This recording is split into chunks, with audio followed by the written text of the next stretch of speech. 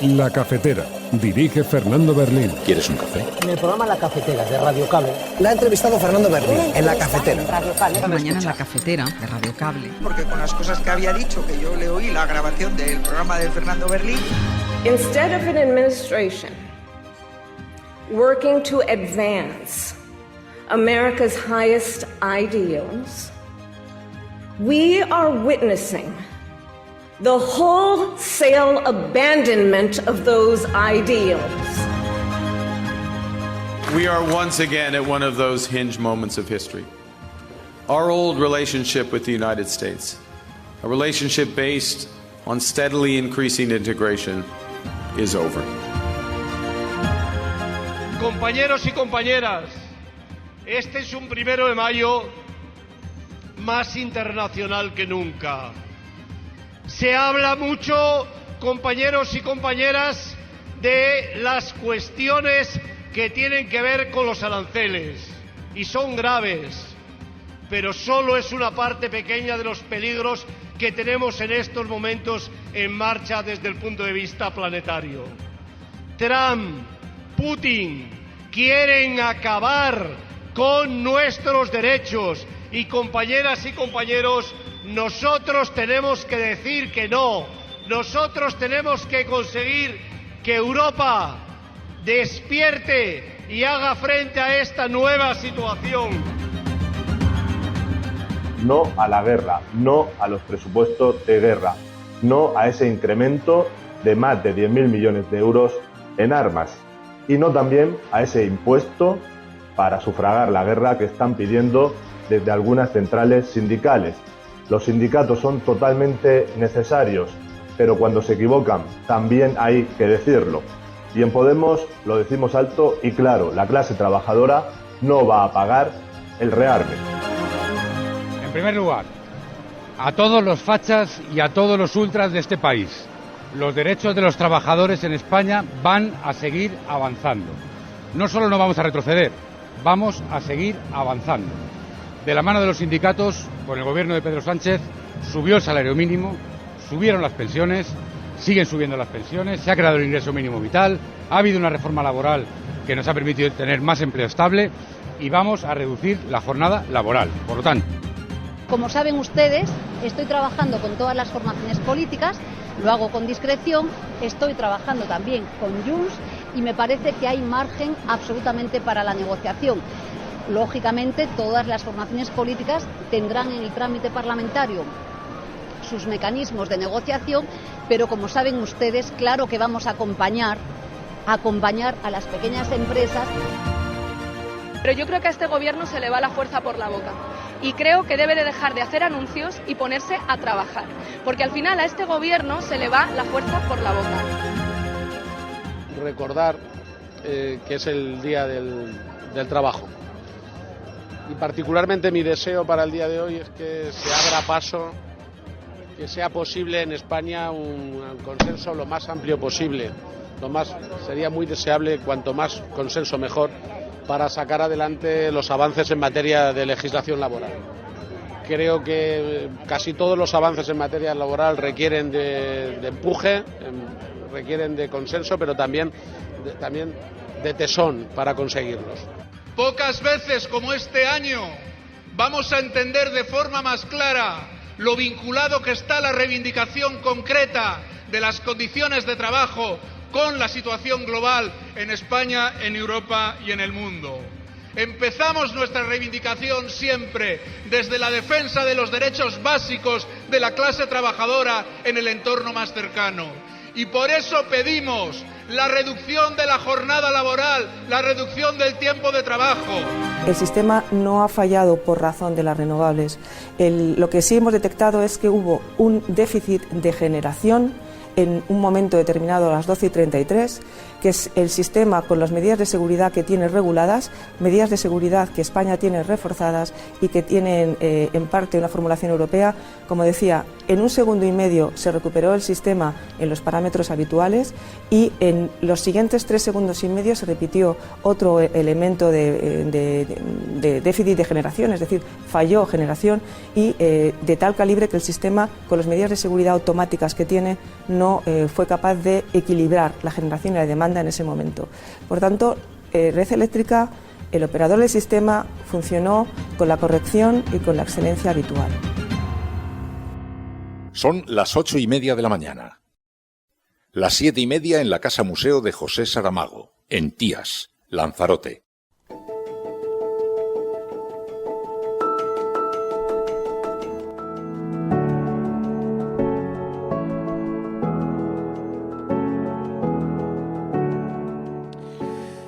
Muy buenos días, cafetera.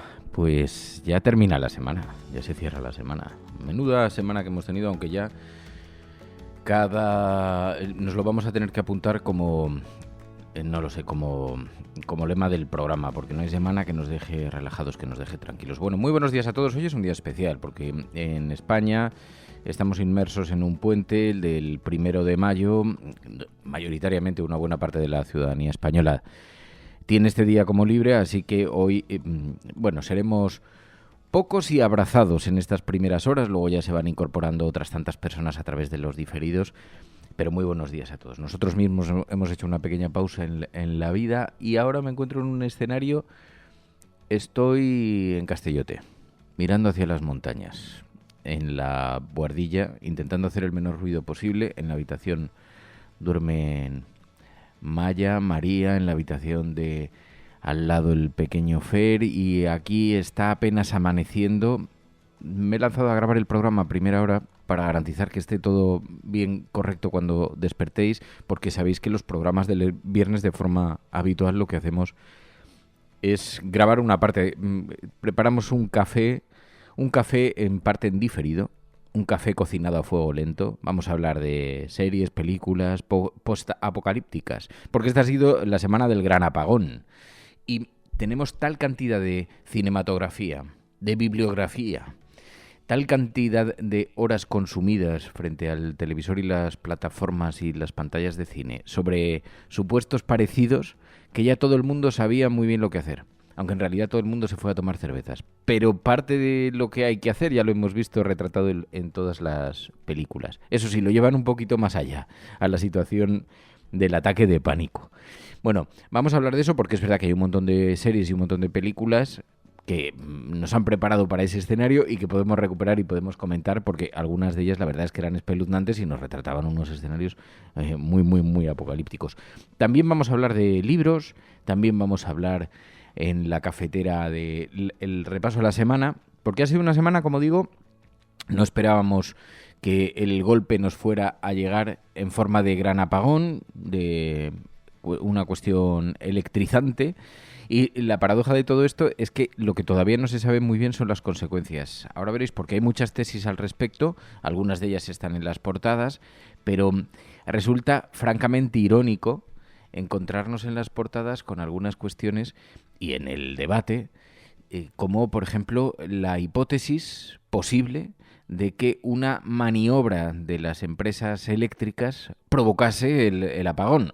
Sospechamos que no intencional, pero que tuviera como consecuencia el apagón. Ahora veréis, porque Beatriz Corredor, la presidenta de Red Eléctrica Española, abona la tesis de la desconfianza sobre el sistema. Y yo, claro, digo, llevamos toda la semana, ayer fue el 1 de mayo y hubo movilizaciones, hubo manifestaciones, ahora vamos a ver cómo ha impactado en la reivindicación de los derechos laborales en las portadas de los periódicos. Pero se produce una ironía.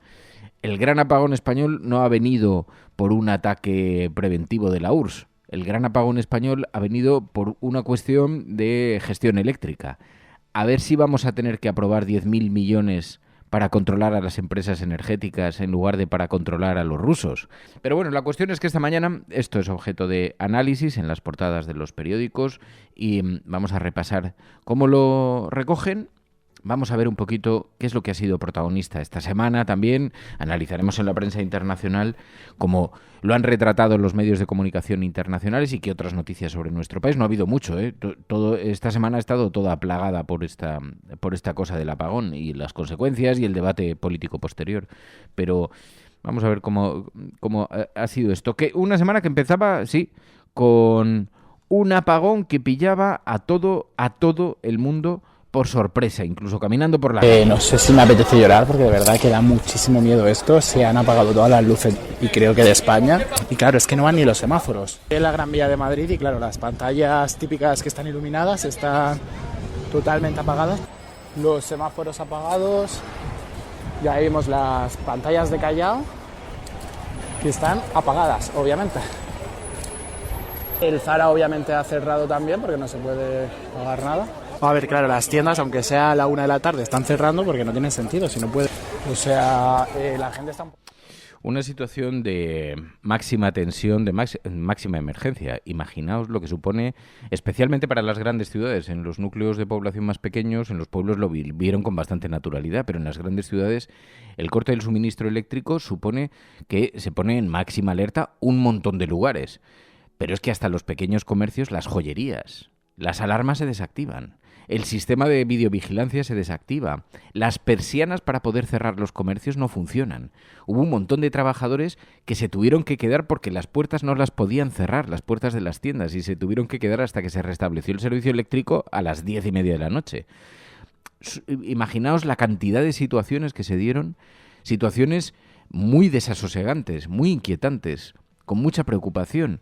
Familias que tenían que recoger a sus hijos del colegio, los grandes atascos impidieron llegar en algunos colegios no vieron a los padres aparecer hasta 3 y 4 horas después del horario escolar.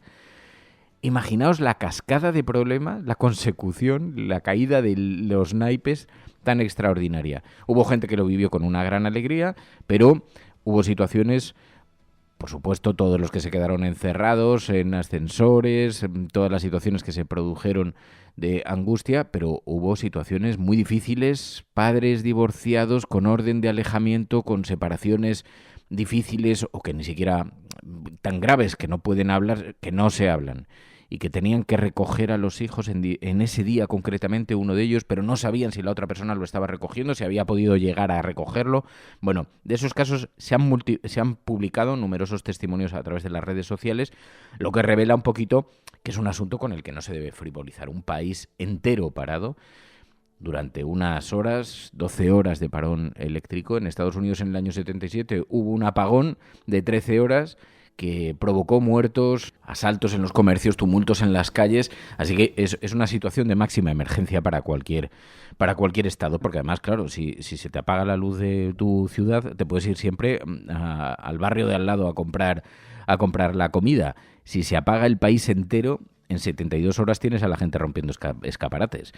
Así que, por fortuna, todo se recuperó porque fue exclusivamente un asunto de gestión eléctrica, lo que sabemos, de mala gestión eléctrica. Sí, hemos escuchado una tesis ayer a la presidenta de Red Eléctrica Española que apuntaba una posible raíz del problema. El sistema no ha fallado por razón de las renovables.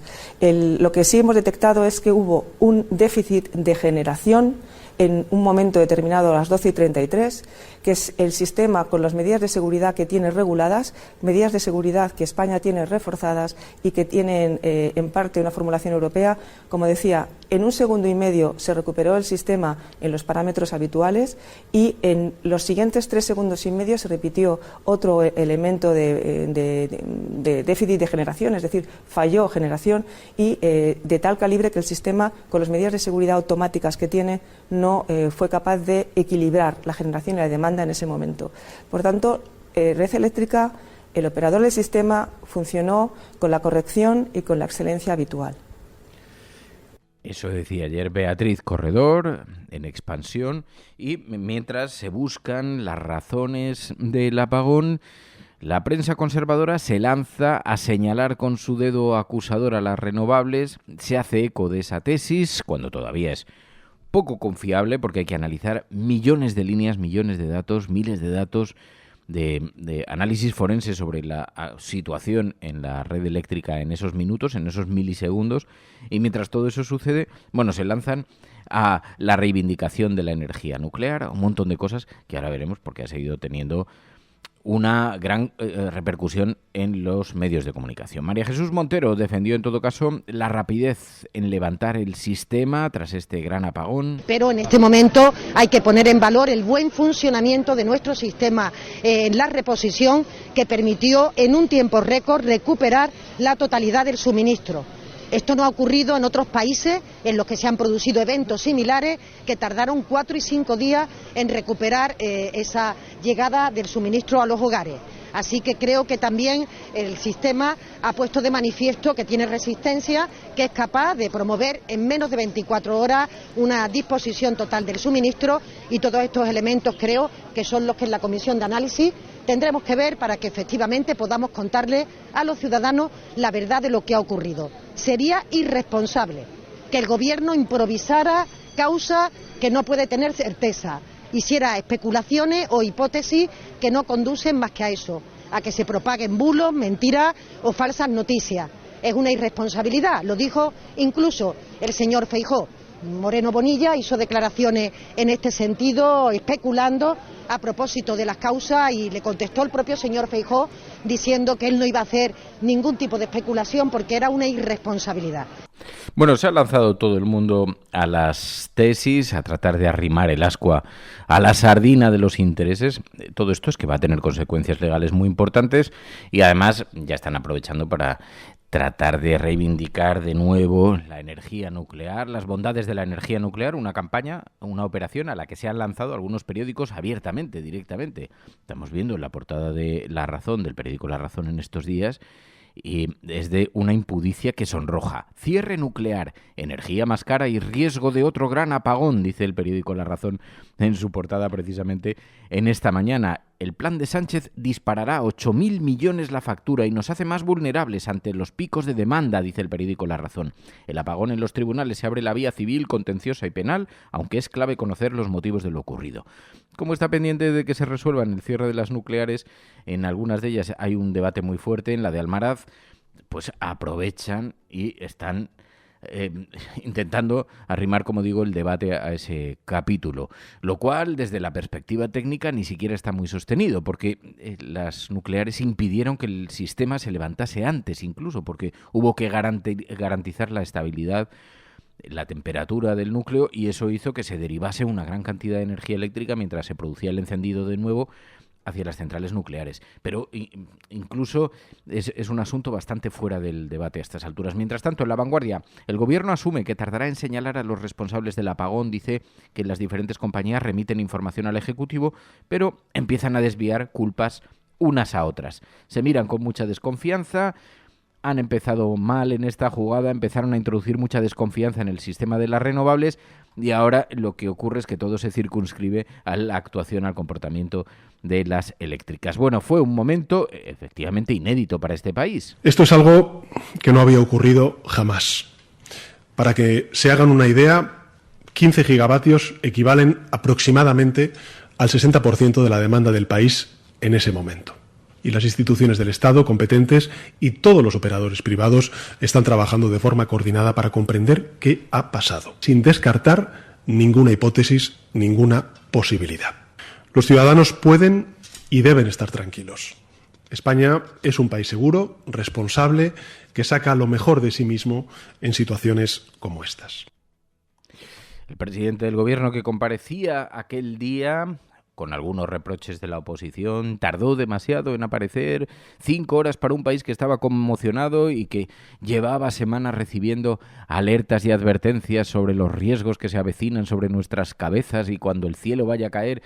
Y claro, los ciudadanos a los que se les había pedido incluso tener un kit de supervivencia a casa por si recibíamos un ataque nuclear, pues después del apagón esperaban, eso sí, que alguien compareciese con un poco de premura. Bueno, no había apenas datos, de manera que todo eso sucedió en los tiempos que sabéis que ocurrieron. Mientras tanto, lo más llamativo de esta semana ha sido que se señaló inmediatamente a las renovables. Fue bastante rápido. Juan López de Uralde, con el que conversamos en esta semana un par de veces en la cafetera, que apuntó, se está señalando de forma intencional. Habrá que analizarlo despacio porque, en todo caso, la conclusión sería la misma.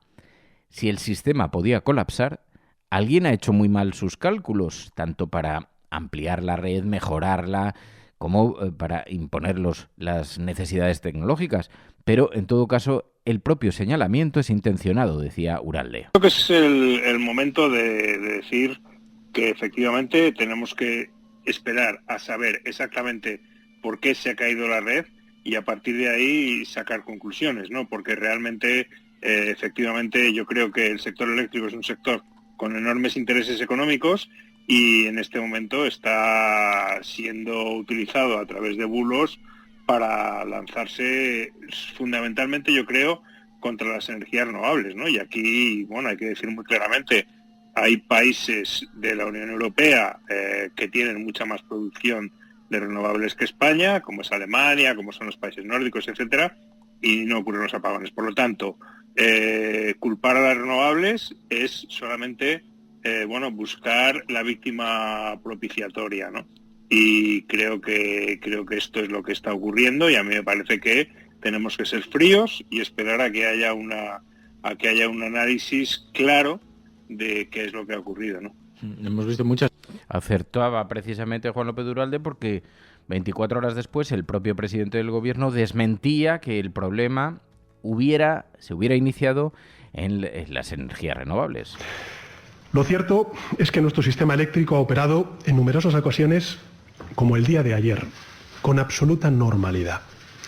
No hubo un problema de exceso de renovables, como tampoco hubo un problema de falta de cobertura, de demanda insatisfecha.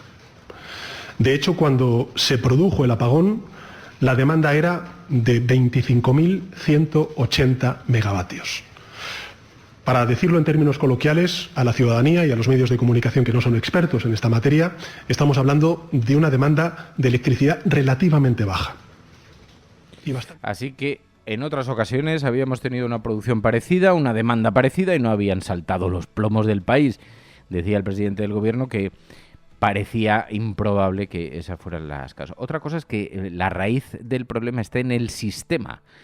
Porque alguien haya tocado donde no tenía que tocar, se llame en las placas solares o se llame en la central hidroeléctrica. Pero bueno, sea, como todavía tardarán tiempo, eso es algo que apuntan esta mañana numerosos periódicos, sigue siendo objeto de análisis y objeto de debate, pero especialmente que se tardará en concluir, en señalar a los responsables del apagón. Mientras tanto, las portadas, van olvidando el tema, aunque lo van llevando, intentando también esquivar la polémica. La prensa conservadora se inclina por señalar, culpar al gobierno. Dice, por ejemplo, esta mañana también el periódico ABC que las energéticas alertaron a Corredor de que el día 22 hubo riesgo de mix suicida. Explicaron a Sánchez que Red Eléctrica tardó 3 días en responder al aviso. Fuentes no oficiales de Transición ante las advertencias del CSN: no pensamos en un apagón total, decían. Bueno, el caso es que reproches cruzados que se lanzan mientras en el periódico El Mundo Competencia investiga ya el gran apagón con el fondo en Red Eléctrica. La cúpula de la CNMV aborda el primer forensic del colapso con potencial para expedientar al operador. Moncloa amplía a las horas previas su investigación después de lo revelado por El Mundo, que sabéis que ayer publicaba una información donde señalaba además que, entre otras cosas, se habían producido algunos elementos que podían haber prevenido estas consecuencias, ¿no? Las batallas que vienen tras el gran apagón también son importantes. Va a desencadenar una batalla legal muy fuerte. Hay que determinar qué es lo que ocurrió para dilucidar quién va a pagar las indemnizaciones. Hay numerosos comercios que han sido afectados, que han tenido que tirar lo que tenían en las cámaras de refrigeración, pero no solamente afecta a la hostelería. Ha habido un montón de sectores, los que imagináis y los que no imaginamos, y que verán cómo pueden pedir consecuencias económicas derivadas del apagón. Hay un responsable, hay alguien que habrá que encontrar, pero que ha provocado todo esto y va a pagar el pato. La cuestión es cuánto tiempo va a tardar en saberse. Bueno, este es uno de los temas que sigue siendo el epicentro de la cuestión. Esta semana todo el mundo habla de eso, incluso aquí en el pueblo, cuando caminas, todo el mundo tiene una experiencia que contarte, tanto los que han venido de fuera como la manera en la que se vivió, aunque es verdad que en las grandes ciudades se vive de una manera con un impacto mucho mayor. Pero bueno, más cosas. Ayer fue 1 de mayo, el Día del Trabajador. Una gran convocatoria en la que las manifestaciones de comisiones obreras y UGT protagonizaban la jornada. Exigen que se apruebe la reducción de la jornada laboral. Miles de personas salieron a la calle en una jornada en la que tuvo mucho protagonismo el riesgo de involución reaccionaria. Lo dijo Unai Sordo. También desde UGT se puso el foco en la amenaza que representa el auge de la extrema derecha, el regreso de Donald Trump, el poder de Estados Unidos, también la situación de inseguridad en la Unión Europea. Se habló algo de los derechos laborales, como no puede ser de otra manera, pero todo coincide en una semana en la que el camino natural hubiera sido que el Consejo de Ministros hubiera aprobado esa reducción de la jornada laboral y eso hubiera centrado todos los debates que quedaron empañados, como digo, por el apagón. Pero fijaos, Yolanda Díaz, incluso en este contexto, reivindicaba también esa negociación en el marco de la reducción de la jornada laboral. Y decía Yolanda Díaz que se están haciendo todas las negociaciones posibles para sacarlo adelante, porque una cosa es que lo apruebe el Consejo de Ministros y otra diferente que el Congreso de los Diputados posteriormente dé luz verde a eso. Parece que Junts no está muy por la labor, pero dice Yolanda Díaz que está llevando negociaciones con ellos y que parece que pueden salir adelante. Como saben ustedes, estoy trabajando con todas las formaciones políticas, lo hago con discreción, estoy trabajando también con Junts y me parece que hay margen absolutamente para la negociación. Lógicamente, todas las formaciones políticas tendrán en el trámite parlamentario sus mecanismos de negociación, pero como saben ustedes, claro que vamos a acompañar a las pequeñas empresas y singularmente también vamos a hacernos eco de una comunidad autónoma que fue bandera, que lo es. El valor de la productividad por hora trabajada en Cataluña se duplica en la media española. Los convenios colectivos del año pasado firmados en Cataluña, el 30% ya están por debajo de las 37 horas y media, es decir, Cataluña es un país moderno, es europeo y estoy segura que hay margen para la negociación, para mejorar la vida de las pequeñas empresas y en ello estamos. Lógicamente las formaciones políticas luego utilizan sus herramientas de negociación en el trámite parlamentario que usted conoce muy bien. Cataluña es un país moderno, decía Yolanda Díaz. Pero es verdad que ayer esto formaba parte del debate en el 1 de mayo, en el 1 de mayo, donde vimos a los sindicatos. UGT decía, Putin o Trump son los grandes enemigos de los derechos laborales, nos decían. Compañeros y compañeras, este es un 1 de mayo más internacional que nunca. Se habla mucho, compañeros y compañeras, de las cuestiones que tienen que ver con los aranceles, y son graves, pero solo es una parte pequeña de los peligros que tenemos en estos momentos en marcha desde el punto de vista planetario. Trump, Putin, quieren acabar con nuestros derechos y, compañeras y compañeros, nosotros tenemos que decir que no. Nosotros tenemos que conseguir que Europa despierte y haga frente a esta nueva situación, porque efectivamente quieren acabar con los derechos de las mujeres, no quieren igualdad, no quieren que continuemos avanzando. Es un escándalo, una vergüenza que la Embajada de Estados Unidos no pueda comprar en las empresas que tienen planes de igualdad. Les gustaría que las mujeres volvieran a casa, que las mujeres fueran esclavas, que se continuara con este proceso que vivimos en los últimos años, que vivimos desde hace demasiado tiempo, de asesinato de mujeres. Y mientras tanto, Comisiones Obreras pedía reforzar los derechos laborales también en este contexto internacional tan complejo. Pocas veces como este año vamos a entender de forma más clara lo vinculado que está la reivindicación concreta de las condiciones de trabajo con la situación global en España, en Europa y en el mundo. Empezamos nuestra reivindicación siempre desde la defensa de los derechos básicos de la clase trabajadora en el entorno más cercano. Y por eso pedimos la reducción de la jornada laboral, la reducción del tiempo de trabajo.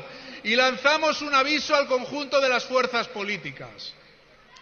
Es legítimo que cada uno aborde la reducción de la jornada laboral como considere, que enmiende lo que considere, que tenga la posición que considere. Pero sería un fraude democrático de primera magnitud si los grupos se oponen a tratar o llevar a una enmienda a la totalidad una norma, un proyecto de ley que ha pactado el Gobierno con las organizaciones representativas de la clase trabajadora en España. Claro que los grupos políticos tienen su legitimidad y nosotros la nuestra, Los sindicatos ejercemos una labor constitucional, avalada por el voto de los trabajadores en el caso de comisiones obreras y de UGT, y reconocida en el artículo 7 de la Constitución, que saca tanta legitimidad, que da tanta legitimidad como el resto de partidos o de instituciones de mediación democrática en España. Bueno, pues mientras tanto, se hablaba de la reducción de la jornada laboral, se hablaba de los problemas de la agenda internacional, de cómo nos puede afectar, y también veíamos cómo desde Podemos advertían de cómo estos discursos también quedan salpicados en la lucha sindical, quedan salpicados por cuestiones accesorias. Mañana, 1 de mayo, hay que salir masivamente a la calle para decir no a la guerra, no a los presupuestos de guerra, no a ese incremento de más de 10.000 millones de euros en armas y no también a ese impuesto para sufragar la guerra que están pidiendo desde algunas centrales sindicales. Los sindicatos son totalmente necesarios, pero cuando se equivocan también hay que decirlo. Y en Podemos lo decimos alto y claro, la clase trabajadora. Así que con todo esto como telón de fondo, con el foco puesto también en la reducción de la jornada laboral, las voces que introducen los matices son numerosas, incluso dentro del propio Partido Socialista. Emiliano García Paje pide consenso para sacar adelante reformas laborales como esa. Recordar que es el Día del Trabajo. Y particularmente mi deseo para el día de hoy es que se abra paso, que sea posible en España un consenso lo más amplio posible. Sería muy deseable, cuanto más consenso mejor, para sacar adelante los avances en materia de legislación laboral. Creo que casi todos los avances en materia laboral requieren de empuje, requieren de consenso, pero también de tesón para conseguirlos. Pero mientras tanto, desde el gobierno, Óscar López se dirigía directamente a la oposición, a la derecha, y decía: vamos a seguir avanzando, los derechos se seguirán conquistando. En primer lugar, a todos los fachas y a todos los ultras de este país, los derechos de los trabajadores en España van a seguir avanzando. No solo no vamos a retroceder, vamos a seguir avanzando. De la mano de los sindicatos, con el gobierno de Pedro Sánchez, subió el salario mínimo, subieron las pensiones, siguen subiendo las pensiones, se ha creado el ingreso mínimo vital, ha habido una reforma laboral que nos ha permitido tener más empleo estable y vamos a reducir la jornada laboral. Por lo tanto, los derechos de los trabajadores van a seguir avanzando en España, a todos los fachas y a todos los ultras que pierdan toda esperanza. En segundo lugar, hemos conocido que el Partido Popular, una vez más, cuando ha tenido que elegir entre el interés de los españoles, de las empresas españolas, de los trabajadores españoles o el interés de unos pocos, ha elegido lo segundo. El Gobierno de España ha sido el primer gobierno de Europa que ha aprobado un plan para apoyar a las empresas y a los trabajadores españoles frente a las amenazas de la guerra arancelaria. Y el Partido Popular ha renunciado, una vez más, a ser un partido de Estado para ser el lobby de unos pocos, el lobby de quienes tienen intereses económicos, porque no tiene ningún sentido rechazar unas ayudas, un plan para apoyar a miles de trabajadores, a cientos de empresas en nuestro país, con la excusa de defender la energía nuclear. Bueno, pues muchos temas sobre la mesa que van convergiendo, se van metiendo en la agenda. Ayer también le preguntaron a Podemos por estas cuestiones. Irene Montero dijo: ya, pero es que al gobierno se le va la fuerza por la boca. Pero yo creo que a este gobierno se le va la fuerza por la boca y creo que debe de dejar de hacer anuncios y ponerse a trabajar, porque al final a este gobierno se le va la fuerza por la boca. Y mientras tanto la situación internacional, pues de incertidumbre. Vemos como el primer ministro de Canadá dice que la relación con Estados Unidos ha entrado en una nueva fase, que la desconfianza es absoluta y hay que pasar página. y desvincularse del antes aliado. We are once again at one of those hinge moments of history. Our old relationship with the United States, a relationship based on steadily increasing integration, is over. Se ha terminado, se ha acabado, son nuevos tiempos. Fijaos, también hemos visto esta semana la reaparición de Kamala Harris. La celebraba precisamente Pilar del Río en el programa del jueves, ayer en La Cafetera. Decía, bueno, por lo menos insufla algo de esperanza en el Partido Demócrata, que está en estado de shock por todo lo que está sucediendo. Kamala Harris reaparece y advierte sobre la degradación de la democracia, sobre la degradación que está sufriendo por el impacto de las políticas de Donald Trump. Instead of an administration working to advance America's highest ideals, we are witnessing the wholesale abandonment of those ideals. Los ideales de Estados Unidos que están en cuestión. Bueno, es una semana llena de acontecimientos que han solapado, por ejemplo, la fecha anunciada por el Vaticano para celebrar el cónclave en el que se elegirá al nuevo Papa. Será el próximo miércoles, tendremos la oportunidad de seguirlo en directo y además, oye, pues serán 4 votaciones, 2 fumatas cada día, con mucha expectación siempre, y España llega al cónclave con 5 cardenales, uno de ellos asturianos, pocas opciones para que terminen convertidos en papa. Siempre tiene algo de estratégico, además, esa decisión. Veremos a qué continente apunta, cuál es la nueva estrategia de la Iglesia Católica, y todo eso se va a observar a partir del miércoles. Habría centrado el debate que se haya conocido la celebración de este cónclave, pero con todo lo que hemos tenido en nuestro país, pues ha pasado más inadvertido. Pero vamos a ver qué es lo que ha destacado, qué es lo que ha sido protagonista en la prensa internacional una vez que supimos, os podéis imaginar, básicamente el gran apagón. Lo vemos con Pilar de la Peña.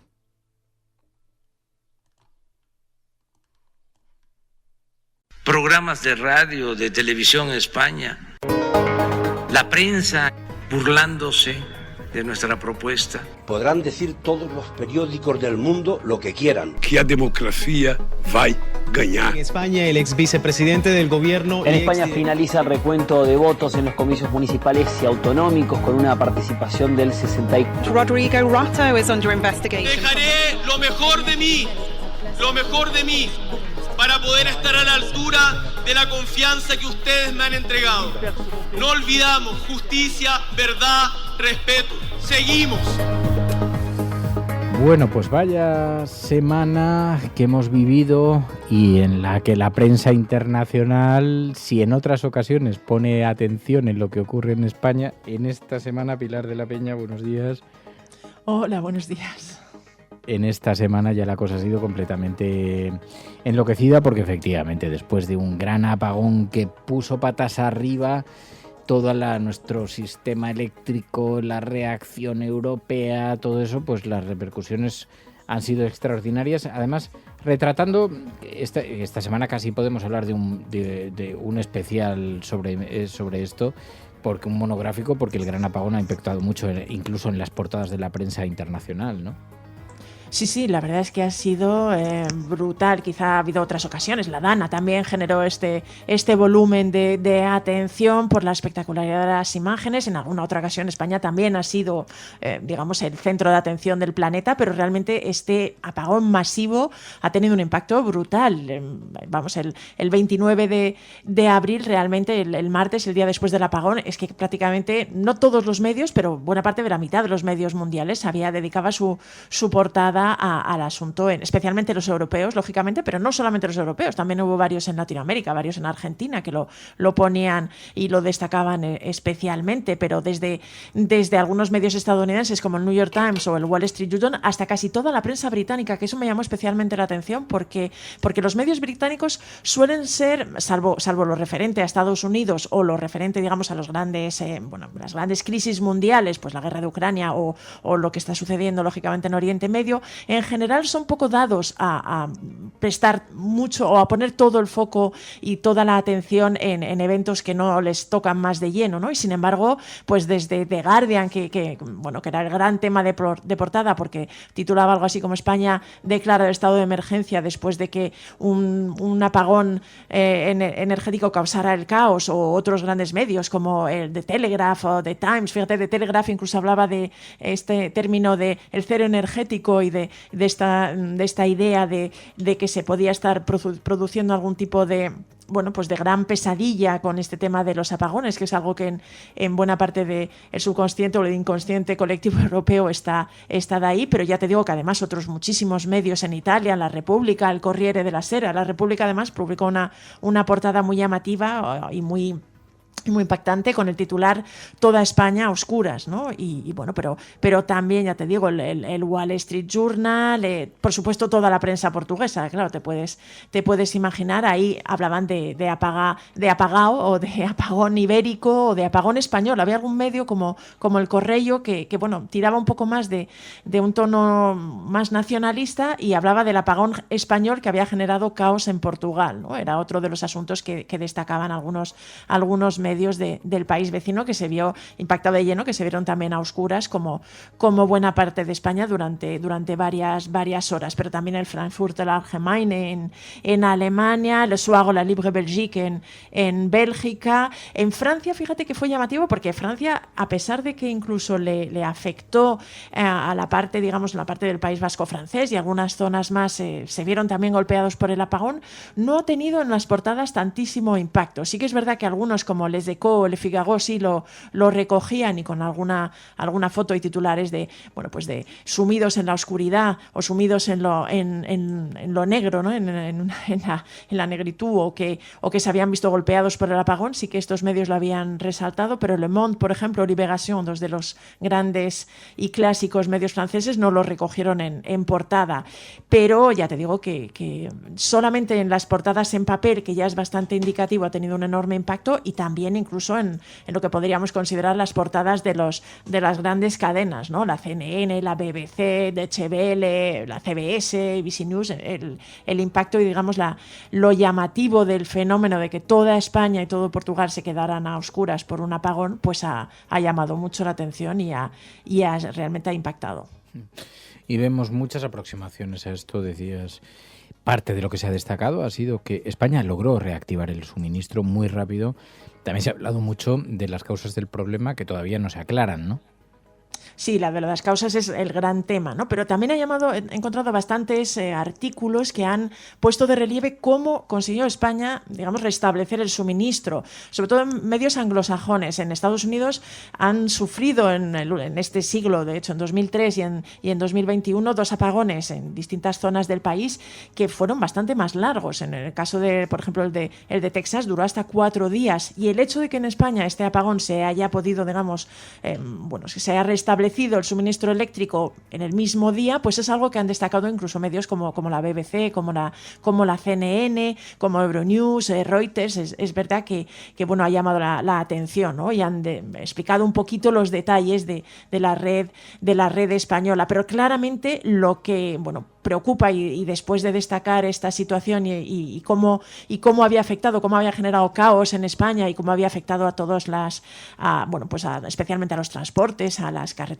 los semáforos, todas estas imágenes han sido ampliamente destacadas. Lo siguiente que ha puesto de relieve a lo largo de esta semana la prensa internacional ha sido las causas que había podido provocar este apagón sin precedentes, ¿no?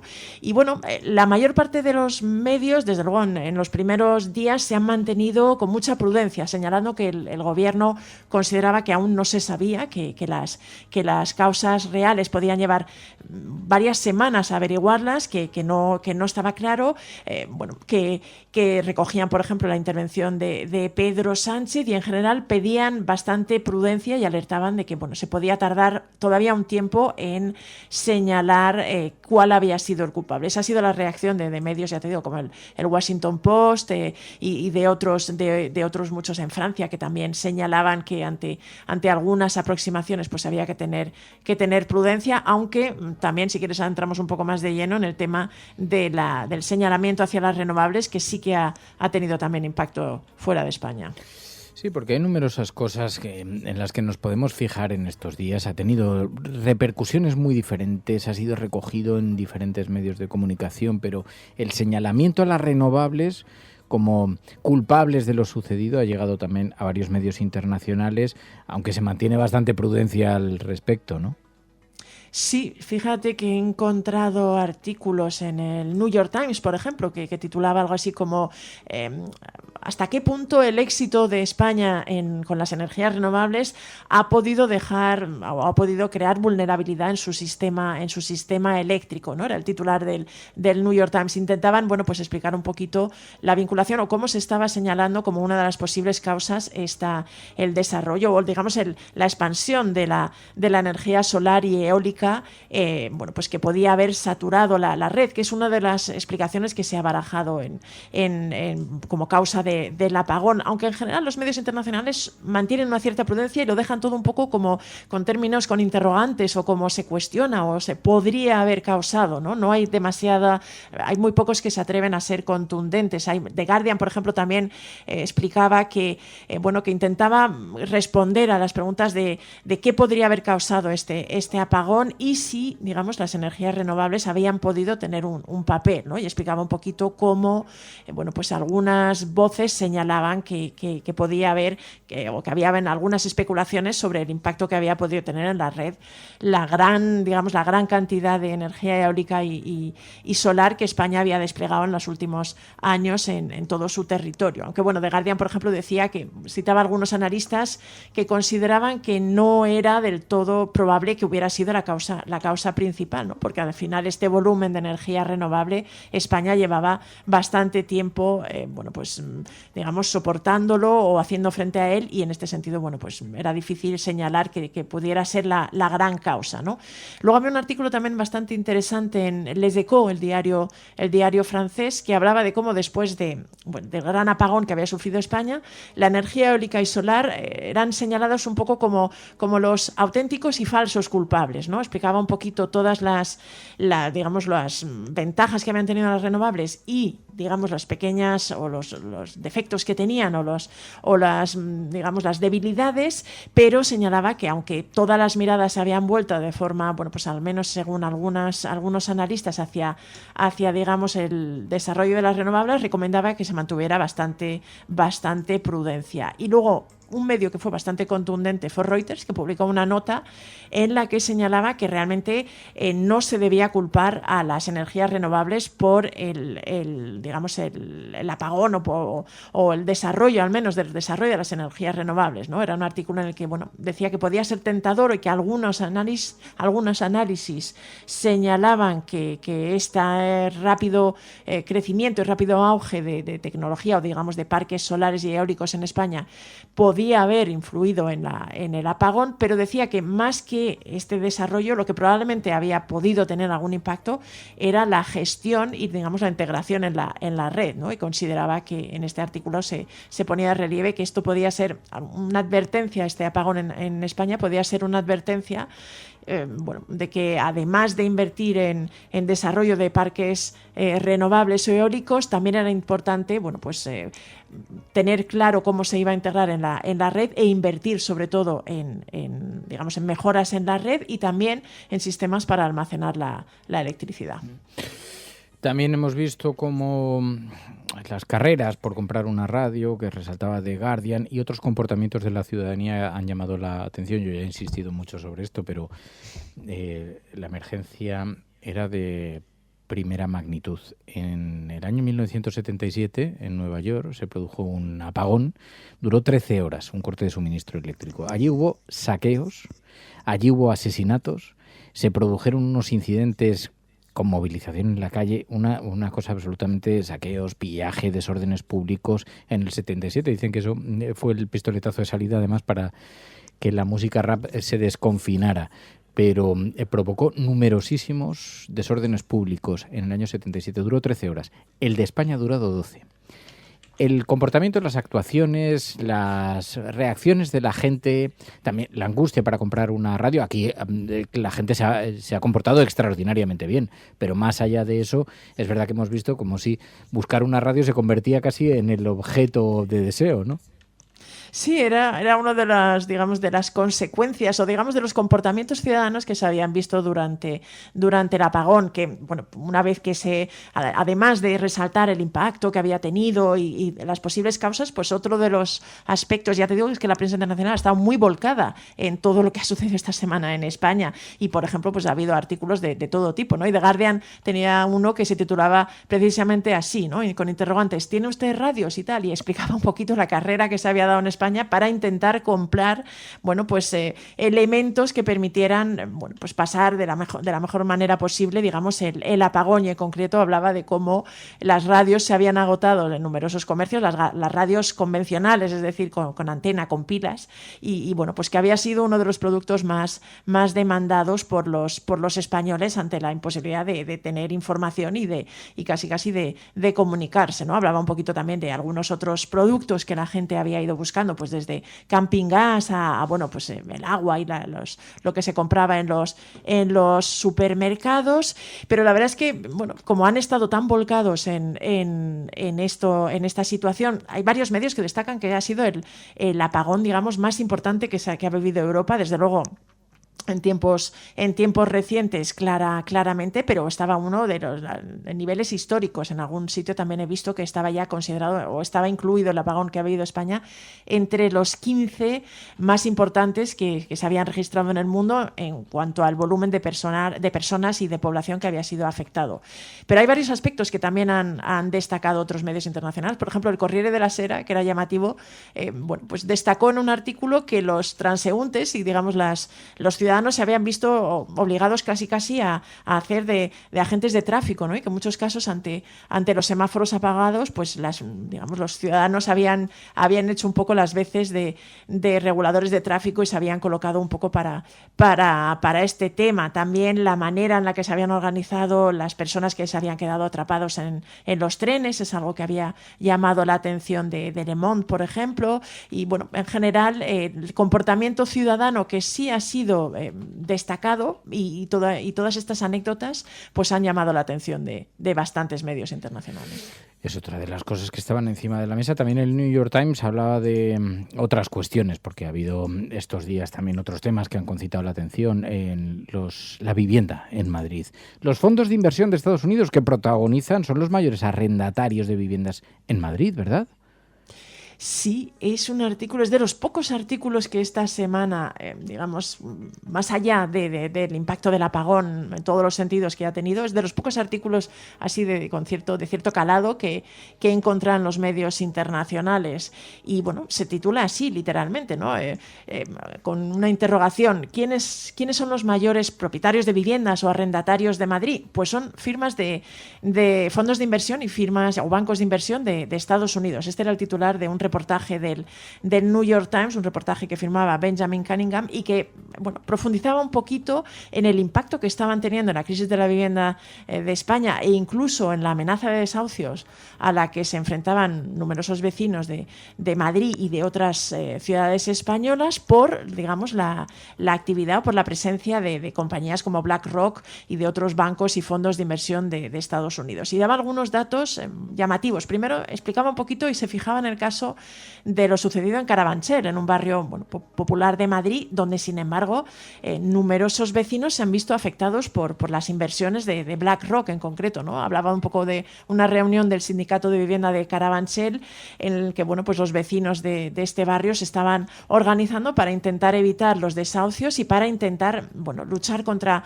lo que llamaban alquileres por las nubes, ¿no? Skyrocketing, que es algo así como alquileres por las nubes a los que se habían tenido que enfrentar los vecinos una vez que BlackRock había adquirido el edificio en el que vivían. Y la verdad es que daba algunos datos interesantes el reportaje, porque explicaba que BlackRock en concreto era el mayor propietario privado de viviendas residenciales de Madrid, ¿no? Que tenía hasta 13.000 y era el segundo mayor de toda España con más de 19.600 propiedades. y bueno, pues explicaba que aunque no era probablemente la causa principal de la crisis de la vivienda en España, pero que se calculaba que había más de 185.000 viviendas de alquiler que estaban ahora mismo en el mercado en España, que estaban en posesión y que de las que eran dueñas pues grandes corporaciones, y que de estas grandes firmas la mitad de ellas eran estadounidenses, con especial protagonismo de BlackRock, pero no únicamente, ¿no? Había más. Y bueno, pues ponía un poquito de relieve cómo esto había contribuido a que realmente el precio de la compra de vivienda en España hubiera crecido un 46% desde 2015, y que los alquileres hubieran subido un 57%, ¿no? Y intentaba señalar cómo este interés por el mercado inmobiliario español de estas grandes firmas pues realmente estaba teniendo un impacto significativo en la vida de muchos vecinos, que en concreto se enfrentaban a estos alquileres muy altos o incluso a órdenes de desahucio, y que bueno, pues detallaba y explicaba a la audiencia estadounidense este impacto y esta actividad o este efecto que estaban teniendo los fondos de inversión estadounidenses en España. Bueno, pues ya veis, ha habido mucha información relacionada con los apagones, pero ha sido una semana en la que el mundo nos ha estado observando, a pesar de que estábamos en total oscuridad. Pilar de la Peña, Pai, gracias, muchísimas gracias. Gracias a la Resistencia, abrazos.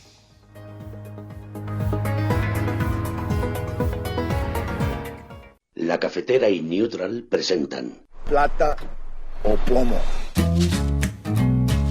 El mundo en series. En el Juego de Tronos, o ganas o mueres. Con Fernando Berlín y Ana Pastor. ¿Sabes dónde estás? Es una radio pirata. De la zona neutral. Nos recuerda un poco por qué luchamos. La noche es oscura y alberga horrores. La noche es oscura y alberga horrores. Nada cambia de golpe. Si estuvieras en una bañera que se calienta poco a poco, morirías hervida sin darte cuenta. Estamos juntos. Somos un trío. ¿Nosotros vivimos románticamente juntos? Hola, habla con Walter White. Usted dijo que estaba casi muerto, ¿vale? Dijo que moriría en cualquier momento. Éramos capaces de ser y hacer todas esas cosas porque estábamos informados por grandes hombres reverenciados. Plata o plomo, el mundo a través de las series, de las películas, de los documentales, con Ana Pastor, Neutral. Ana Pastor, buenos días. Muy buenos días. Igual a estas alturas la gente ya tiene una resaca o una borrachera con todo lo relacionado con el gran apagón, pero es verdad que un acontecimiento de esta naturaleza que impacta tantísimo y del que tenemos tantas referencias cinematográficas, hemos hablado tantas veces de la distopía, del apocalipsis, de la caída, del colapso, de la electricidad, que es inevitable que hagamos también un pequeño repaso a toda esa cinematografía que además hemos ido comentando en este programa, porque hemos ido también recomendando en ocasiones. Sí, la mayoría de las que vamos a comentar, sí, salvo una que tengo que decirte que todo el mundo me ha hablado de ella esta semana. No, yo todavía no la he visto, que es Dejar el mundo atrás, la peli de Julia Roberts en Netflix. No sé si tú la has visto. No. Pues va de esto. Todas las personas con las que me he ido encontrando estos días me decían, tienes que verla, así que esta va a ser una de las tareas de estos próximos días.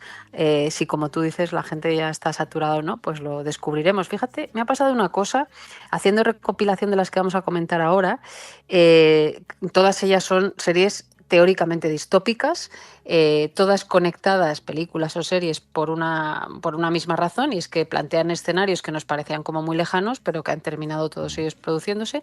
Solo hay una cosa que no se parece en ninguna de ellas, y me gusta decirlo, que nadie venga a amargarme el día, a esa distopía que plantean todas estas series y pelis que vamos a comentar. Y es que en todas ellas la reacción social es terrible, dramática, salvaje, caníbal, no sé cuántos más adjetivos poner, y sin embargo la sensación que da, también porque somos mejor país de lo que muchas veces nos creemos en muchas cosas o de lo que vemos, la reacción social ha sido muy buena. Es verdad que ha durado poco el apagón, pero me gusta. Yo tengo una tía muy mayor que vive en un pueblo, por ejemplo, y me decía, oye, qué maravilla la cantidad de gente que vino a llamar a mi puerta, gente joven, gente no tan joven, a preguntarme si necesitaba algo, y lo hemos visto en las calles y en las redes, ¿no? Así que primera diferencia, en las distopías la gente es caníbal. En España en estas últimas horas no hemos vivido algo tan bestia. Sí, había un oyente que nos decía precisamente el día después que mayoritariamente, nos decía Mau, la gente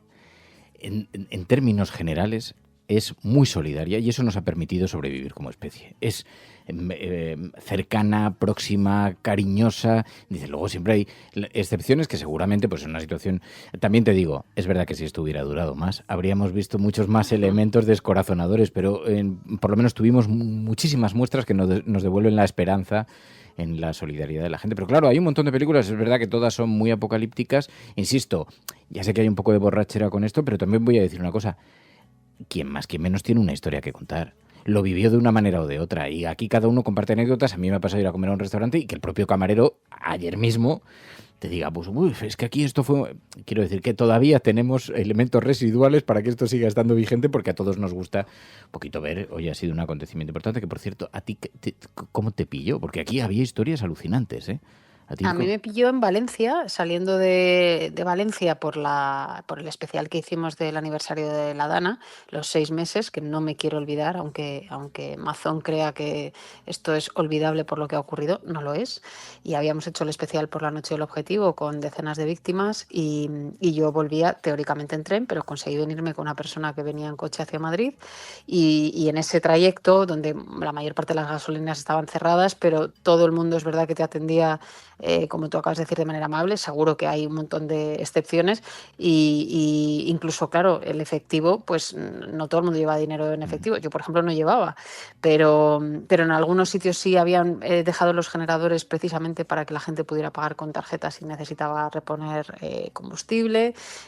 Bueno, en fin, yo creo que ha habido ejemplos de todo. Es verdad que luego en redes veía ayer un tuit muy divertido que decía la derecha diciendo España es horrible, es un caos, tal, y los españoles. Y entonces ponían vídeos de gente bailando en las calles. Es verdad que ha acompañado el tiempo, que hacía bueno, que no hacía frío y que ha durado pocas horas y esperemos que no se repita. Pero es verdad que la reacción no ha sido a las barricadas ni al asalto de ciertos lugares importantes, ¿no? Sí. Pero bueno, el gran apagón, de colapso hablamos aquí en la cafetera. Sí, déjame que te cuente primero, para mí la mejor, la más importante, la que todo el mundo que nos esté escuchando si no ha visto debe ver, que es Apagón. Apagón es la serie de Movistar Plus que se estrenó creo que en el 22. Son 5 capítulos increíbles, cada uno de ellos dirigidos por un genio o una genia, porque son Sorogoyen, Isaki Lacuesta, Isa Campo, Raúl Arévalo y Alberto Rodríguez. Son 5 escenarios de 45 minutos, escenarios de si hay un gran apagón, en este caso por una tormenta solar o por cualquier otro motivo, qué ocurre en varios lugares, en un hospital, cuánto tiempo tardan en acabarse no solo la electricidad, sino los medicamentos, etcétera, en una fiesta de vecinos, un edificio de vecinos, etcétera. En mitad del campo también. Es increíble, a mí ya en su día me pareció buenísima, está inspirada también de alguna manera en un podcast muy conocido que también se llama Apagón y bueno, al final muchas de las cosas que ocurren en esa serie las hemos visto después, ¿no? Casi con la pandemia, un poco con la Dana y también ahora con el apagón. Aprovecho también para contar que España tiene, ya que esta es la española que vamos a mencionar, pero sabes que España, como otros países, tiene unos protocolos en caso de escenarios muy terribles. Emilio de Magnanísimo hizo un programa que se llama Gabinete de Crisis que estudia cómo son esos protocolos y qué hacer en caso de, por ejemplo, tsunami en Cádiz, apagón por una tormenta solar, precisamente, ciberataque, en fin, distintos planteamientos de algunas cosas que hemos vivido. Pero esta serie de ficción, Apagón, merece muchísimo la pena. ¿Has visto las noticias? Sí. Pues va en serio, muy en serio. Escúchame. Para en una gasolinera lo primero, llena el depósito y todos los bidones que puedas. Compra toda la comida no perecedera que quepa en el maletero. Y velas, y pilas. El peor escenario es apagón total y efecto en cascada, ¿es correcto? Me dices que pare comercio, colegios, hospitales, industria. Esto es así, podemos perderlo casi todo. Bueno, suena muy en ataque de pánico, pero es que es verdad. Yo que soy bastante preparacionista, como bien sabes, a mí ayer me sorprendía, yo decía, aquí hay una diferencia entre ponerse nervioso y ser determinado. O sea, no es incompatible estar tranquilo, pero tener velas en casa. No es incompatible. Y una radio y unas pilas. Y parece unas recomendaciones bastante convenientes. Pero es verdad que en esta serie, claro, llevado una persona del Estado que tiene información privilegiada, que sabe lo que puede suceder, que si esto ocurre en cascada. También te digo que yo viendo los acontecimientos de esta semana, Si llega a durar 72 horas, la gente rompe escaparates, ¿eh? Es que eso es lo que cambia todo. Realmente, cambia. mira, en Apagón, esa escena que hemos recordado, que está muy basada en lo que ocurrió en la pandemia, hay diálogos que nos podemos imaginar que ocurrieron cuando tuvieron que tomar la decisión de cerrar todo. Lo que cambia todo son los días, y Apagón eso lo refleja muy bien, ¿no? Tú puedes aguantar, como pasó ayer en un hospital, puedes aguantar unas horas, un día.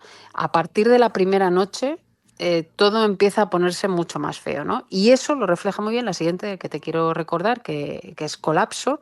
Es una serie francesa del 2019, es decir, todavía no habíamos llegado a una pandemia, y es terrorífica en esto que tú estás contando. A partir de cierto momento, la gente empieza a pensar en sí misma y en su supervivencia de todo tipo, y le da igual el resto de seres humanos, el resto de familias y el resto de cualquier cosa, ¿no? Y eso es lo que yo te decía, que cambia un poco, porque realmente la pandemia la vivimos durante muchísimo tiempo y no ocurrió nada así, pero todas las series distópicas que comentamos acaba siendo una desgracia permanente.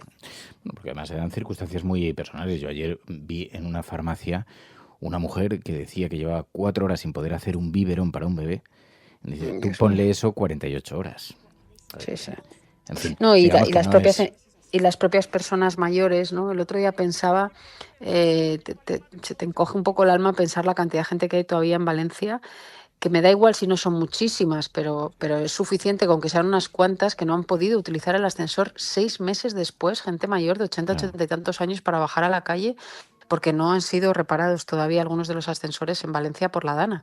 Entonces, depende de tu circunstancia personal, ese biberón, ese ascensor o el oxígeno, ¿no? Ayer las primeras horas fueron muy complicadas también por la gente que tiene las máquinas enchufadas a la red eléctrica para tener oxígeno. Y en estas series distópicas, sea Years and Years o como hemos dicho, Apagón, que es española, o Colapso, que es francesa, no me puedo olvidar de otra que yo sé que a ti, La Valla, que también es española, que está en A3 Player, La Valla, sí, que también en esta... Bueno, ahí había un poco también de conflicto, pero yo sé que hay una que quizás no recuerdes y que te vendrá a la cabeza, que ayer las primeras horas, cuando se fue la electricidad y el tema del dinero y no sabíamos qué iba a ocurrir, ¿sabes cuál recordé yo el otro día? Señor Robot, no recuerdo cómo era la traducción. No sé si recuerdas esa serie en la que hay un hackeo a la banca bestial, y lo primero que ocurre es que la gente no puede sacar dinero, y de repente empiezas a ver como en muchos lugares gente muy diferente intenta sacar dinero en un cajero y no funciona. Entonces empieza a correr la voz, empieza a haber muchísimo nerviosismo, y lo siguiente que ocurre es que en ese ciberataque o hackeo desaparece, en tu número de cuenta no aparece lo que tenías. Claro. Hay una especie como de reseteo bancario, obviamente es una crítica al sistema, y entonces desaparece el dinero. No es que tú no lo puedas sacar, es que ni siquiera computa como que lo tienes. Entonces, bueno, no ha pasado esto, pero es verdad que es otra de las pesadillas de ficción que se nos suelen plantear. Bueno, es que luego había algunos oyentes que recomendaban también la película Día Cero. Había como diferentes propuestas también por cómo se toma, quién toma el liderazgo en circunstancias excepcionales, diferentes escenarios, diferentes supuestos. Algunos tenían que ver con apagones, otros tenían que ver con atentados terroristas, pero cómo se toma el liderazgo y qué es lo que ocurre para que no se desencadene ese efecto dominó, que también es otra de la que nos recomendaban, de Trigger Effect, del año 96, un apagón general en una ciudad norteamericana que desencadena también unos acontecimientos de esta naturaleza. Claro, hay mucha cinematografía, eso hace también que estemos, yo diría, muy preparados ya para cualquier cosa, porque ya lo hemos visto en las películas, ya sabemos. No sé qué decirte, porque hubo mucho descojone hace unas semanas cuando vimos a un cargo de la Unión Europea sacando el kit de su bolso, y hubo mucho descojone, y yo conozco, y seguro que tú también, y mucha gente que nos está escuchando, a muchas personas que no tenían pilas en casa. Sí. No digo palas, porque para tener una pala pues tienes que, no sé, como Filomena, ¿no? Pero mucha gente no tenía pilas. Entonces, bueno, nos podemos reír, sí, pero no, que no es tan fácil. Y luego hay un montón de recomendaciones. Yo, por ejemplo, a mí no se me pasó por la cabeza, que era una extraordinaria recomendación, apuntar en un papel los teléfonos de las personas más cercanas. Porque como no nos lo sabemos ya de memoria y están en el móvil, que el móvil, yo estuve a una raya de quedarme sin batería, o sea, tenía una batería portátil, por suerte, para poder engancharla, pero en cuanto se acabó, luego ya... Y hubo un montón de gente en estas circunstancias que les veía pidiendo a los vecinos a ver si tenían alguna forma de cargar, ¿no? O sea, que todo esto nos deja un montón de anécdotas, por suerte, todas con una cierta, bueno, pues se ha producido con una cierta contención, y se quedan en ese capítulo, ¿no? Pero bueno, no está mal como lección y también como pequeño entrenamiento. Bueno, la próxima vez, esta vez ya no me pilla sin radio y sin batería. Me pillará con otra cosa, sin otra cosa. Y quizá sin hornillo, que otra cosa que ha ocurrido es que, por supuesto, el butano ha pasado a ser un artículo muy minoritario, ¿no? Una fuente de energía muy minoritaria. En el caso del gas no es minoritaria, pero es verdad que todo el mundo ahora tiene todo eléctrico, o sea, no puedes consumir agua caliente probablemente, no puedes cocinar, o sea que un hornillo de refugio que tú bien conoces nunca viene mal tampoco. Por lo menos para cocer unos huevos, ¿no? No, tal cual. Pero Ana Pastor, Neutral, vaya semana, gracias de corazón, muchísimas gracias. Un abrazo. Un abrazo fuerte.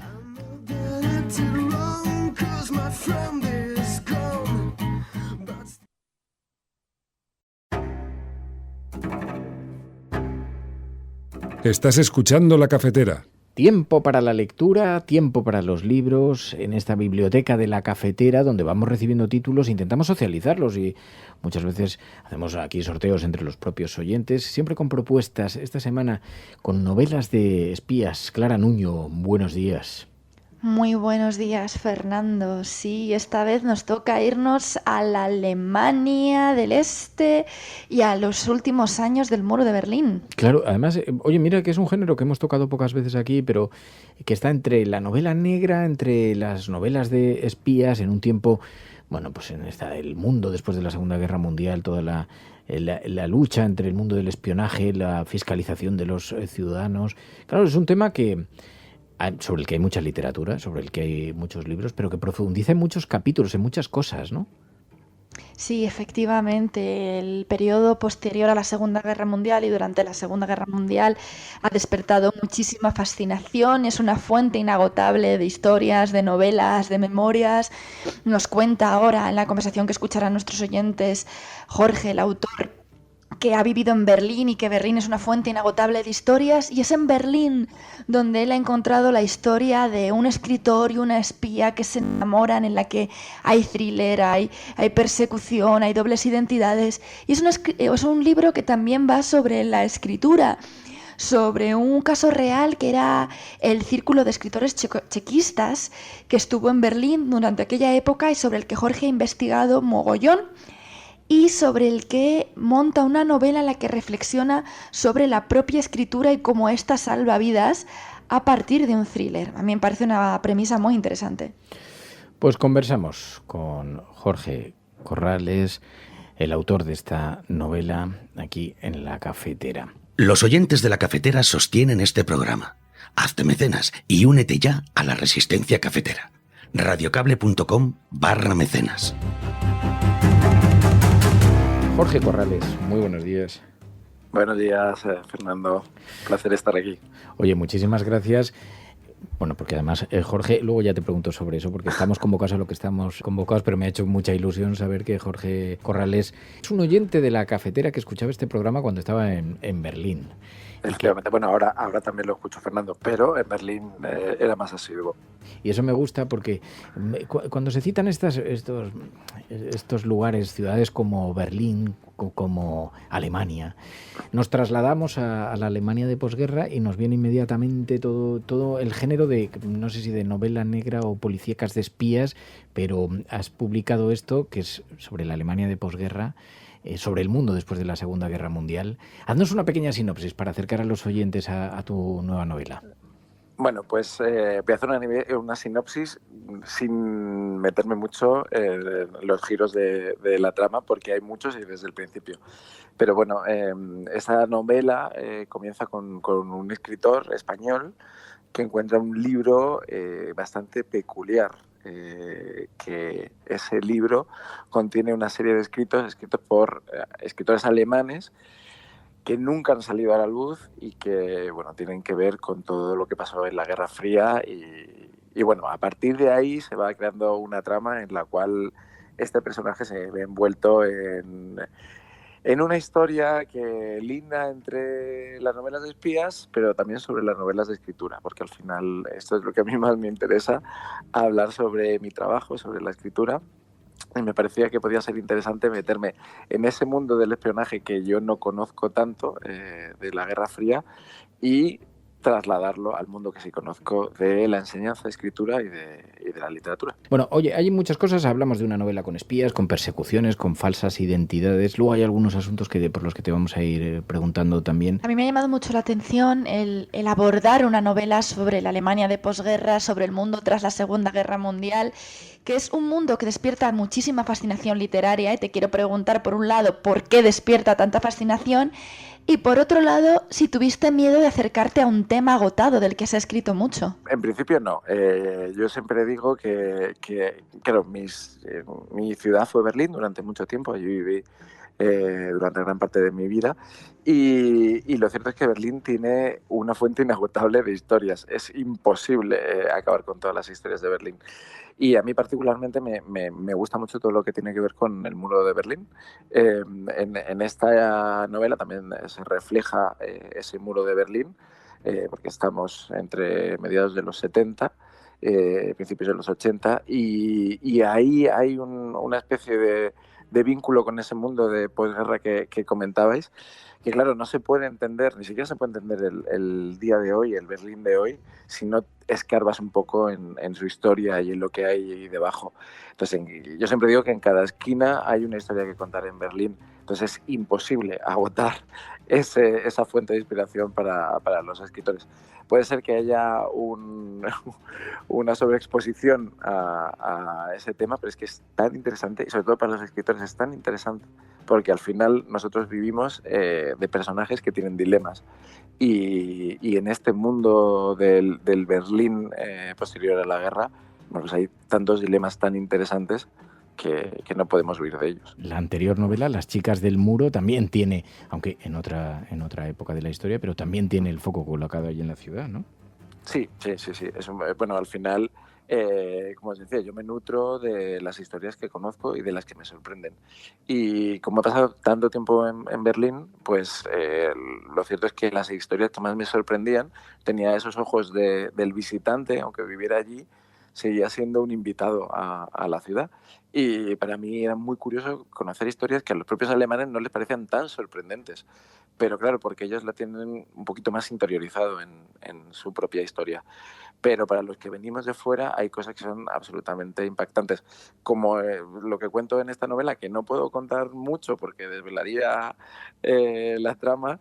Pero bueno, yo cuando escuché por primera vez esta historia me quedé absolutamente fascinado. Estuve días leyendo sobre lo que ocurría con estos escritores y me pareció una cosa que estaba fuera de lo común. Y por eso se me quedó pegada esa historia y durante prácticamente 2 años estuve leyendo sobre ella, con ella en la cabeza, creando personajes y ahora ya he podido soltarla. Gran parte de los flashbacks de esta novela muestran las reuniones de ese curioso círculo de escritores chequistas y cómo la escritura consigue cambiar la vida de muchos de ellos. Entonces, para no hacer spoiler y no hablar de ellos, vamos a hablar de ti.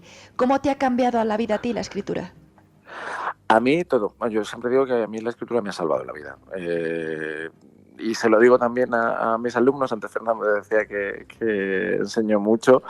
Yo doy clase de escritura y siempre digo que lo más maravilloso de asistir a un curso de escritura creativa no es acabar publicando una novela, no es, conseguir la felicitación de tus compañeros. Al final es un trabajo propio y hay algo en la escritura que consigue ordenar tu mente, ordenar tu vida y tener mucho más claro lo que quieres y lo que no quieres. Yo siempre digo que yo soy más psicólogo que profesor cuando enseño literatura. Y a mí me ha pasado, he visto a mucha gente que le ha pasado y particularmente con esta novela hay algo que me ocurrió y es que comentaba antes Fernando que la primera novela, Las chicas del muro, funcionó muy bien y fue así, pero eso produjo una especie de parálisis, que también es de lo que hablo en el libro, respecto a la escritura. A mí me costó muchísimo empezar esta novela, es más, había empezado otra novela, la dejé apartada, porque de pronto veía que tenía que escribir algo que estuviese a la altura de esa primera novela. Y claro, eso es una situación muy complicada. Y ante eso decidí que tenía que escribir, que lo que me apasionaba era la escritura, que yo nunca había soñado con escribir un libro, lo conseguí, ahora me han ofrecido este segundo libro y lo que quería hacer era disfrutar con la escritura. Así que me encerré, pasé un proceso muy complicado para iniciar las primeras páginas de la novela, para que todo empezara a tener sentido. Y recuerdo especialmente un día que hay un giro que no puedo contar, algo que sucede dentro de la novela que es bastante impactante, y cuando lo escribí me encontré a mí mismo dando botes de alegría alrededor de mi estudio, diciendo sí, he llegado aquí. Y eso, bueno, pues los que escribimos sabemos que es una especie de milagro que llega muy pocas veces y que hay que disfrutarlo. Se lanza la semana que viene. La semana que viene, sí, cuando lo escuchen nuestros oyentes, luego el programa y este espacio y esta sección tiene recorrido propio, pero para que la gente lo sepa. Bueno, una de las cuestiones que exploras es este concepto, la banalidad del mal. Hablas de la banalidad del mal que en nuestra sociedad actual es tema capital. Sí, y tanto. Precisamente este era un tema es casi uno de los temas centrales de la novela, porque es muy fácil hablar de dónde está el límite entre el mal y el bien en las sociedades pasadas, que es lo que yo hago a través de la novela, pero los personajes están ahora en el presente. Ese escritor español que encuentra ese libro está en el presente. Y lo que sucede es que en el presente ese límite está muchísimo más desdibujado. Es muy difícil saber dónde poner esa línea moral entre lo que es aceptable éticamente y lo que no. Y sobre todo se produce, que es algo que he intentado trasladar a la novela, se produce un problema porque la información ya no es tan clara. En la novela se habla mucho de la Stasi, del control de la información, de cómo su idea era saber siempre lo que estaba sucediendo para tener el control sobre las personas que podían transmitir la información. Y creo que ahora, justamente, y además lo hemos vivido recientemente con el apagón, lo que se intenta no es controlar la información, sino crear información nueva, crear un flujo de opinión que acabe dominando a la mayoría o al público, para que se dirija ese público hacia donde nosotros queremos o hacia donde quieren ciertos estamentos. Entonces, claro, es ciertamente difícil en esta sociedad tener tan claro hacia dónde dirigir nuestra mirada y hacia dónde está ese bien. Cuando hablo de la banalidad del mal, siempre me refiero como a ese punto en el cual hay gente que cree que no está haciendo un mal a la sociedad. Claro, cuando hablamos del mundo del nazismo, del mundo de la Guerra Fría, de la Stasi, ahora es muy fácil decirlo, pero quién sabe si nosotros mismos no estamos ayudando o alimentando ciertas ideologías en las que estamos totalmente de desacuerdo. Claro. Bueno, de hecho, claro, cuando la historia la escriben los ganadores, cuando miramos hacia atrás vemos muy claramente, como decías, marcados los márgenes, los límites entre el bien y el mal. Cuando hoy se abre el debate sobre Israel y Gaza, pues hay gente que lo percibimos con una claridad absoluta. Si preguntas a gente que además intelectualmente no son ignorantes, si preguntas a gente que vive allí, que reside en Israel, que forma parte de la comunidad israelí, los conceptos que tienen sobre el mal son completamente diferentes. Y esto nos debe hacer reflexionar también sobre la indefinición, también sobre el relativismo moral, que mientras lo estás viviendo es más fácil, pero no reflexionar sobre las consecuencias de tus acciones, ese es el epicentro, ¿no? Pero me parece muy interesante que de forma indirecta, porque es una novela, El escritor y la espía, estamos hablando con Jorge Corrales, ha sido publicado en la editorial Planeta, es una novela y todo esto está relatado en forma de sucesos, en forma de actos novelados, pero esto es muy interesante porque de alguna manera también, hablando antes con Clara, me decía, todo esto entronca con nuestro presente, con la memoria, el estar a vueltas con la memoria. Y como escritor, ¿por qué todas las sociedades tendemos a ocultar o a mirar hacia otro lado sobre ciertos episodios relacionados con la memoria. ¿Qué te parece? Bueno, justamente de eso hablo en el libro, porque para Alemania no es así. Yo creo que Alemania, ahora que hablabas de Israel y de Gaza, claro, yo cuando hablo con la gente que vive en Alemania y con la que mantengo contacto, la percepción allí es muy diferente. La información está muchísimo más sesgada que aquí en España y, claro, su pasado les lleva a tener una posición mucho más relativista, como decías tú antes. Sin embargo, respecto a su propia historia, es muy diferente a lo que pasa casi en el resto del mundo. Ellos son muy conscientes de la importancia de transmitir la historia a las nuevas generaciones. Hay un programa muy interesante al que creo que están escritos, voy a decir el número, pero no me equivocaré mucho, creo que es el 85% de los colegios alemanes para recuperar esa historia en la cual ellos eran los malos, por así decirlo. Y claro, esto es interesante porque precisamente esas generaciones que sabemos que ahora están tendiendo más a votar a la ultraderecha y tienen una tendencia más conservadora, es interesante saber que están recibiendo un programa por el cual ven las barbaridades que hizo su propio pueblo y están tienen una relación muy directa con su propia historia. Entonces, para mí eso es un punto que es muy interesante y que trato mucho en la novela. Claro, la historia cuando nos toca personalmente es un lazo muy fuerte con nuestras decisiones, pero cuando empieza a desaparecer ese lazo, cuando se invisibiliza un poco los acontecimientos, está claro que es mucho más difícil, bueno, pues tenerlo en cuenta y saber cómo hemos llegado hasta aquí, hasta este presente. Tienes una trama de espías con persecuciones, falsas identidades, dobles vidas. ¿Qué le hace falta a un thriller de espionaje para contar una buena historia? Bueno, yo no sé, o sea, esto es muy buena pregunta, Clara, gracias, porque yo no soy escritor de thriller, pero me he metido en este berenjenal precisamente porque me llamaba tanto la atención que es que esto tiene que tener tensión, tiene que tener interés, pues esos giros. Y entonces me he metido, es la primera vez que escribo algo de thriller y la verdad es que me lo he pasado muy bien. Me lo he pasado tan bien que hubo un momento en que la parte de thriller se estaba comiendo a la parte que me interesaba más a mí, que era esta parte un poquito más reflexiva sobre la historia y sobre la escritura. Pero, ¿qué tiene que tener un thriller?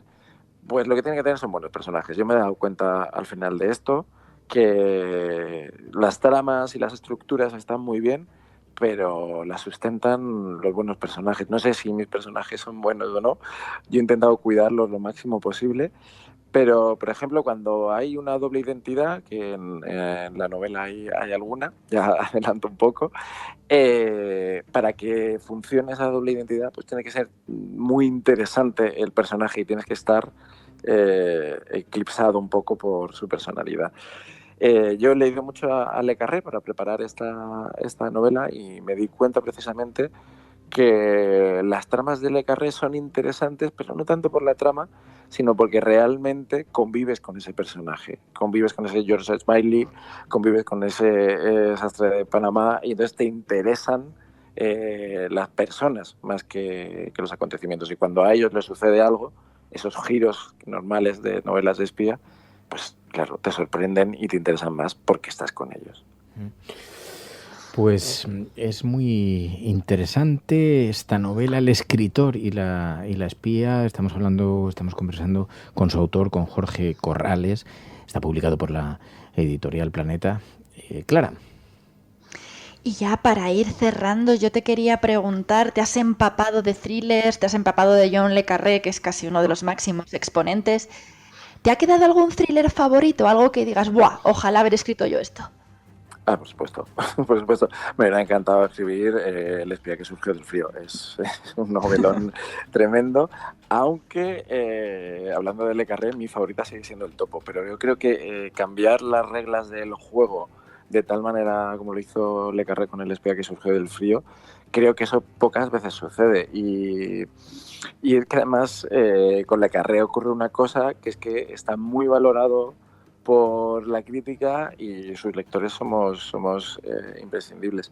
Pero bueno, como yo me he metido mucho en el mundo Le Carré, también quiero recomendar sus memorias, que ahora no recuerdo cómo se llaman, pero que me parecieron apasionantes, porque habla muy poco de su vida, pero sí de los lugares que ha conocido, sí de los personajes que ha conocido. Es interesante porque él no se muestra, como buen espía que era, no se muestra nunca, pero a la vez, a través de esos personajes, de esos lugares, vas conociendo un poco más sobre su vida.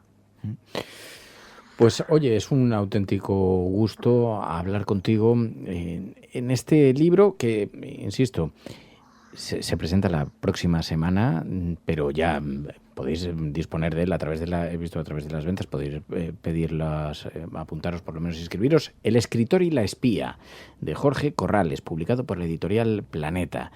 Jorge Corrales, en nombre de los oyentes de La Cafetera, gracias de verdad de corazón. Muchas gracias a ti, Fernando, ha sido un placer.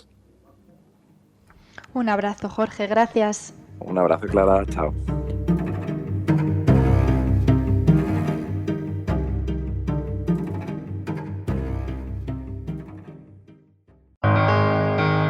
Cuando nosotros decimos que vamos a bajar los impuestos todavía más que ahora, tenemos credibilidad. ¿Hemos hecho historia? El cielo no se toma por consenso, el cielo se toma por asalto. Bienvenidos a las oportunidades en la confrontación electoral venezolana entre uno ¿Hemos hecho historia? ¿Hemos hecho presente? Yo creo en la democracia y por tanto yo creo que el partido... No, era instructora. No, hombre, no. Es que no tienes ni idea. El enemigo es Daesh, el terrorismo... La cafetera de radiocable.com. Buenos días, cafetera. Parece que... Hola, Fernando. Referente a lo que has comentado sobre votantes... Totalmente de acuerdo con lo que ha dicho María por lo que respecta al referéndum. Mucha gente que se sincera empieza a decir que es la única salida al problema territorial. Que toda esta retórica de guerra acaba otorgando factualmente... Que conozco votantes de Izquierda Unida que estarían dispuestos a votar. Tu colaboración es importante. Ayúdanos retuiteando la dirección de este programa. Hagamos que se nos oiga. Hagamos que se nos conozca. radiocable.com